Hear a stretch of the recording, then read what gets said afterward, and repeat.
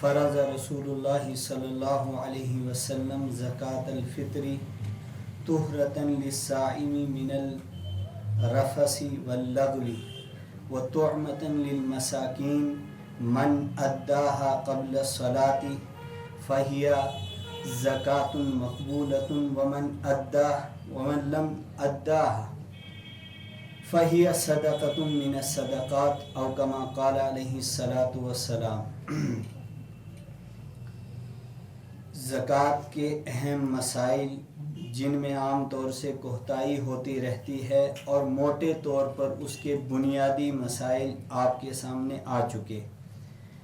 آج ایک اہم مسئلہ یہ بھی ہے کہ اس مقدس مہینے کے اندر انسان سے رمضان کے ان روزوں کی ادائیگی میں اور ان کے تقاضوں کو پورا کرنے میں کوتاہیاں اور کمزوریاں رہتی ہیں۔ ان کوتاہیوں کو، ان کمزوریوں کو دور کرنے کے لیے رحمت عالم صلی اللہ علیہ وسلم نے رمضان کے آخر میں ان روزوں کی طرف سے صدقہ فطر کو واجب قرار دیا ہے۔ گویا کہ آج ہمارے سامنے یہ اہم مسئلہ ہے کہ صدقہ فطر کس پر واجب ہوتا ہے، کس کو دیا جائے گا اور کب دیا جائے گا، اور اس کے بنیادی مسائل کیا ہے۔ سب سے پہلی بات تو یہ ہے کہ حضرت عبداللہ ابن عباس رضی اللہ تعالیٰ عنہ فرماتے ہیں فرض رسول اللہ صلی اللہ علیہ وسلم زکاة الفطر، اللہ کے حبیب رحمت عالم صلی اللہ علیہ وسلم نے صدقہ فطر کو واجب قرار دیا ہے۔ مقصد کیا ہے؟ اس کے دو مقصد بیان کیے گئے حدیث پاک میں۔ پہلا مقصد بیان کیا طہرۃ للصائم من اللغو والرفث، یہ روزے دار کے لیے ایک پاکیزگی کا ذریعہ ہے، اس کے بے حیائی کے کاموں سے اور لغویات سے اس کو پاک کرنے کا ایک ذریعہ ہے، اس لیے صدقہ فطر واجب ہے۔ یعنی کوئی کمی کوتاہی روزے کے اندر رہی ہے، اس کو دور کرنے کے لیے صدقہ فطر کو اللہ کے حبیب نے واجب قرار دیا امت پر۔ دوسرا مقصد بیان کیا اسی حدیث پاک میں، ابو داؤد شریف کی روایت ہے، آپ صلی اللہ علیہ وسلم نے فرمایا طعمۃ للمساکین، مسکینوں اور غریبوں کے لیے کھانے کا ذریعہ بنے گا۔ یعنی جس طرح امیر عید کرتے ہیں اور بہت شاہانہ انداز میں کرتے ہیں، تو اسی طرح غریب بھی ہوتے ہیں، ان کی عید بھی اچھی طرح اور خوشی کے ساتھ ہو جائے۔ دوسرا مقصد صدقہ فطر کا یہ ہے۔ اور اس کے بعد اللہ کے حبیب نے فرمایا من اداہا قبل الصلاۃ، جس نے نماز عید سے پہلے اس کو ادا کر دیا، فہی زکاۃ مقبولۃ، تو اس کا صدقہ فطر قبول ہو جائے گا، یہ مقبول ہے۔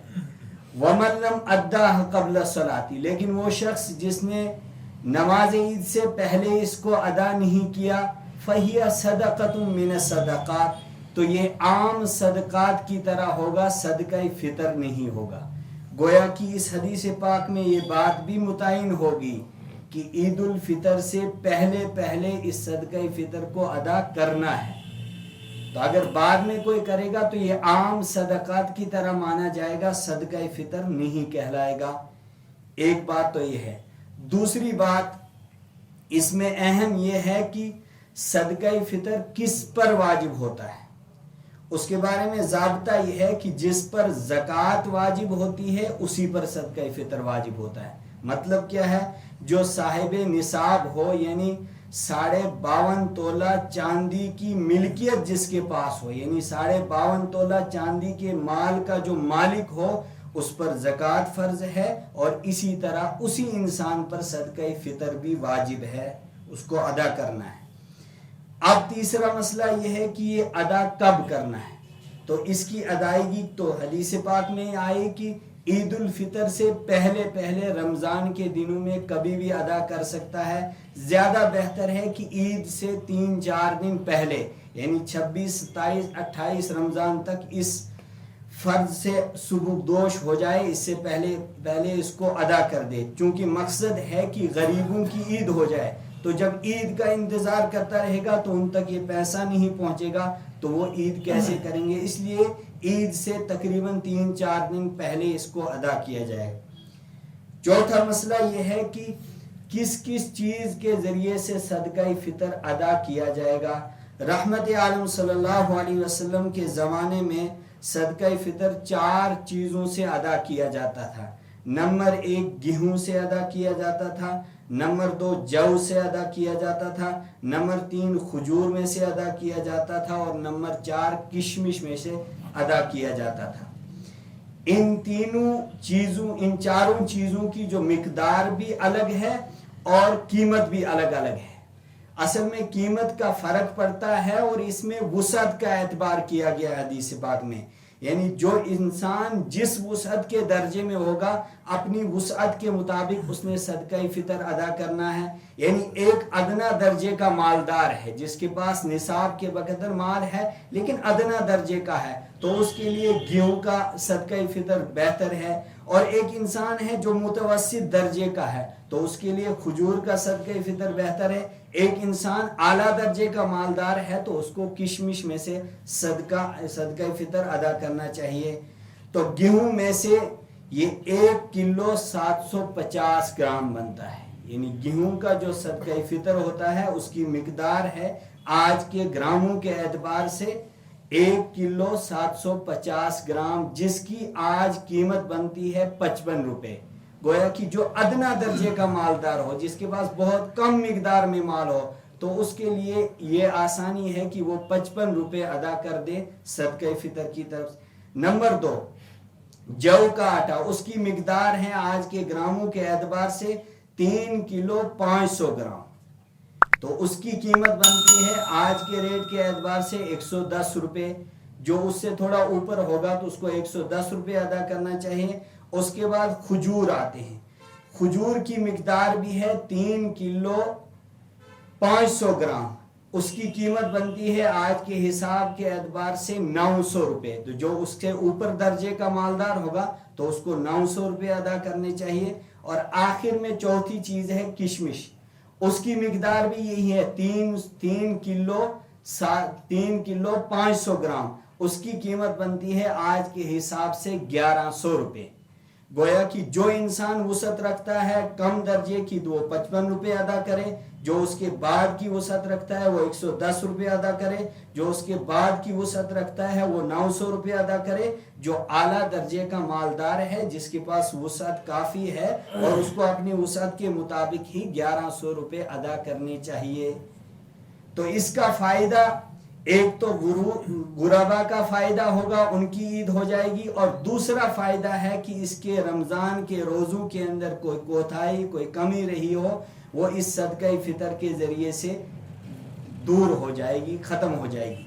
اس کے بعد ایک اہم مسئلہ اس میں یہ رہتا ہے کہ کون کس کی طرف سے صدقہ فطر ادا کر سکتا ہے۔ مثال کے طور پر شوہر اور بیوی ہیں، بیوی کی طرف سے جو صدقہ فطر شوہر ادا کرے گا وہ اس پر واجب تو نہیں ہے، لیکن مسئلہ یہ ہے شرعی مسئلہ کہ اگر بیوی کی طرف سے اس کا شوہر صدقہ فطر ادا کرے گا تو ادا ہو جائے گا، لیکن اس پر ضروری نہیں ہے، بیوی اپنا صدقہ فطر خود بھی ادا کر سکتی ہے، لیکن اگر اس کی طرف سے احساناً شوہر ادا کر دے تو اس میں بھی کوئی حرج نہیں ہے۔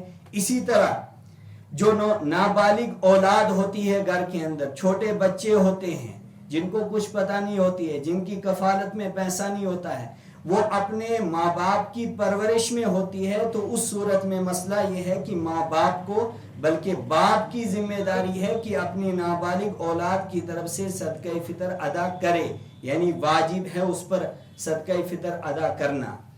البتہ جس طرح زکوٰۃ کا نصاب ہے، زکوٰۃ کا نصاب ہے، اسی طرح صدقہ فطر کا نصاب ہے، لیکن تھوڑا سا فرق ہے۔ صدقہ فطر کے لیے ایک مسئلہ یہ اہم ہے کہ جس طرح زکوٰۃ کے لیے مال کے اوپر سال کا گزرنا ضروری ہے، صدقہ فطر کے مال کے اوپر سال کا گزرنا ضروری نہیں ہے۔ صدقہ فطر فوراً واجب ہو جاتا ہے، زکوٰۃ 1 سال کے بعد واجب ہو جاتی ہے، اتنا فرق ہے، مقدار برابر ہے۔ دوسرا یہ کہ زکوٰۃ کے مال کے لیے مال نامی کا ہونا ضروری ہے، یعنی وہ مال جو بڑھنے کی صلاحیت رکھتا ہو، چاہے خلقت کے اعتبار سے چاہے فعلی اعتبار سے۔ خلقت کے اعتبار سے سونا اور چاندی، فعلی اعتبار سے مال تجارت آتا ہے تو زکوٰۃ کے لیے یہ بھی شرط ہے کہ ایسا مال ہو جو بڑھنے کی صلاحیت رکھتا ہو، لیکن صدقہ فطر کے لیے یہ شرط نہیں ہے، جیسا مال جس وقت آ جائے اسی وقت صدقہ فطر اس پر واجب ہو جاتا ہے۔ البتہ وہ لوگ جنہوں نے رمضان المبارک کے اندر روزے نہیں رکھے ہیں بیماری کی وجہ سے، یعنی بیمار تھے روزے نہیں رکھ سکے، تو ان کے لیے مسئلہ ہے کہ وہ بعد میں قضا کریں گے۔ اب مسئلہ یہاں آئے گا کہ یا یہ صدقہ فطر ادا کریں یا نہ کریں، ان کے لیے بھی یہی ضابطہ ہے کہ تب بھی یہ صدقہ فطر ادا کریں گے، یعنی روزے نہ رکھنے کے باوجود ان کو صدقہ فطر اپنی طرف سے ادا کرنا ہے۔ خود ادا کرنے کی صلاحیت رکھتے ہیں تو خود ادا کریں، ورنہ گھر کے جو بڑے ذمہ دار ہیں وہ ان کی طرف سے صدقہ فطر ادا کریں۔ ایک اہم مسئلہ اس میں یہ بھی آتا ہے کہ رمضان مبارک کے مہینے کے اندر جب انسان کوتاہیاں کرتا ہے اور زیادتیاں کرتا ہے تو دو طرح کی زیادتیاں ہوتی ہیں۔ ایک ہے کہ روزے کے توڑنے کے اندر کچھ چیزوں کا اثر پڑتا ہے، جیسے کھانا پینا، اور اسی طرح اپنی اہلیہ کے ساتھ ایک صحبت کا طریقہ اختیار کرنا، یہ روزے کی اصل تعریف ہے۔ کھانے سے رکنا، پینے سے رکنا، اور اپنی بیوی کے ساتھ ہم بستری سے اس مہینے کے اندر اجتناب کرنا، رکنا، یہ روزے کی تعریف ہے۔ کہا کہ ان تین چیزوں سے عام طور سے انسان بچ جاتا ہے، کھاتا بھی نہیں ہے، پیتا بھی نہیں، اور یہ دوسرا ہم بستری والا کام بھی انجام نہیں دیتا ہے، اتنا اس کو شعور ہے۔ لیکن کچھ چیزوں کے اندر شعور کے باوجود غلطیاں ہوتی رہتی ہیں۔ ان میں سے پہلی چیز ہے لغویات سے بچنا تھا اس مقدس مہینے کے اندر، یعنی فضول گوئی، جن باتوں کا کوئی فائدہ نہیں، بیٹھ کر بس ٹائم پاس کرنے کے لیے ایک دو گھنٹے باتیں شروع کر دی۔ شعور کے باوجود بھی حدیث پاک میں آیا کہ ان کے اندر مبتلا ہوتا ہے۔ اسی طرح زبان سے کچھ باتیں نکالنے سے اللہ کے حبیب نے منع کر دیا تھا، کسی کو گالی دینا، کسی پر غصہ کرنا، اپنے ماں باپ کے سامنے بہت غصے کے ساتھ پیش آنا، ان چیزوں سے منع تھا روزے کے اندر۔ لیکن ان تمام چیزوں کے باوجود کبھی کبھی یہ غلطیاں عام طور سے ہوتی رہتی ہیں، تو حدیث پاک میں آیا کہ ان چیزوں کی طرف سے یہ تو کافی نہیں ہوگا، لیکن یہ چیزیں جو شعور کے باوجود کبھی کبھی ہو جاتی ہیں، صدقہ فطر کا اثر ان پر بھی ہوتا ہے۔ اس لیے صدقہ فطر کو ادا کرنے میں بھی کوتاہی نہیں کرنی چاہیے۔ آخری بات، اس مقدس مہینے کے اندر جس طرح صدقہ فطر روزوں کے لیے ضروری چیز ہے، اسی طرح نفلی عبادت، ان میں سے پہلی عبادت ہے صبح تہجد کی نماز کے اندر کبھی بھی کوتاہی نہیں کرنی چاہیے، خاص طور سے اس مہینے کے اندر۔ کیوں؟ اس لیے کہ فقہا نے بیان کیا ہے کہ آج کے اس مقدس مہینے کے اندر ہر انسان فطری طور سے ایک ایسے وقت میں متعین طور سے کھڑا ہو جاتا ہے، اٹھ جاتا ہے، بیدار ہو جاتا ہے، جس وقت میں وہ تہجد کی نماز آسانی کے ساتھ ادا کر سکتا ہے، لیکن اس کے باوجود سستی اور کاہلی کی وجہ سے کوئی اس نماز کو ادا نہ کرے تو بہت نقصان ہوگا۔ دوسری نماز ہے نماز اوابین، جو مغرب نماز کی بعد 6 رکعت کم سے کم پڑھی جاتی ہے۔ اس میں بھی عام طور سے انسان، چونکہ آج اجازت ہے کہ مغرب کی اذان کے بعد تقریباً 10 منٹ کا وقفہ دیا جائے، تاکہ جو افطار کرنے والے ہیں کچھ نہ کچھ کھا لیں ضرور، تاکہ نماز کے اندر ان کو کھانے پینے کی طرف دھیان نہ رہے۔ یہ اہم مسئلہ ہے جس میں ہمارے ہاں بہت زیادہ کوتاہی ہوتی ہے۔ مغرب کی نماز، مغرب کی اذان کے بعد 10 منٹ کا وقفہ دینا بہت اہم کام ہے، تاکہ کچھ کھا پی لیں گے جو روزے دار، اس کے بعد نماز، مغرب کی نماز کے اندر دھیان گھر کی طرف نہیں رہے گا۔ مسجد کے اندر ہوتے ہوئے گھر کی طرف دھیان رہا، اس نماز کا ثواب کیسے ملے گا؟ اس نماز کا اثر انسان کی زندگی پر کیسے پڑے گا؟ جب کچھ کھا پی لے گا تو مغرب کی نماز بھی بہت سکون کے ساتھ ادا کرے گا، اور یہ 6 نفل بھی آسانی کے ساتھ اوابین کے ادا کرے گا۔ اس میں بھی بہت بڑے بڑے فائدے حدیث پاک میں آئے، وقت نہیں ہے لیکن فائدے ہیں، اس کو بھی انجام دیتے رہیں۔ اور تیسری اہم نماز ہے صلاۃ التسبیح، جو میں نے آپ کے سامنے پہلے بھی بیان کی، ایک مرتبہ وہ طریقہ کل یا پرسوں میں پھر اس کو بیان کروں گا۔ صلاۃ التسبیح کو بھی اس مقدس مہینے کے اندر جب جب موقع ملے ادا کرنا چاہے۔ اللہ کے حبیب نے اپنے چچا حضرت عباس سے کہا تھا کہ 10 قسم کے گناہ اللہ تعالیٰ اس نماز کی وجہ سے معاف کرتے ہیں، تو آج ہم گناہوں کے اندر بھرے ہوئے ہیں، مبتلا ہیں، اور چاروں طرف سے اللہ تعالیٰ کی طرف سے ہمیں ایک پکڑ آ رہی ہے جو ہمیں اس بات کی طرف دعوت دے رہی ہے کہ تم صحیح راستے پر آ جاؤ اگر تم نے اللہ کے عذاب سے بچنا ہے۔ اللہ تعالیٰ آپ کو بھی توفیق نصیب فرمائے، مجھے بھی توفیق نصیب فرمائے، پوری امت مسلمہ کی حفاظت فرمائے۔ اللہ تعالیٰ جان اور مال کے مقابلے میں سب سے زیادہ ہمارے ایمان کی حفاظت فرمائے۔ موت کا وقت اللہ تعالیٰ ہم سب کے لیے آسان فرمائے، آخری وقت میں اللہ تعالیٰ کلمے والی اور ایمان والی موت نصیب فرمائے۔ وآخر دعوانا الحمدللہ رب العالمین۔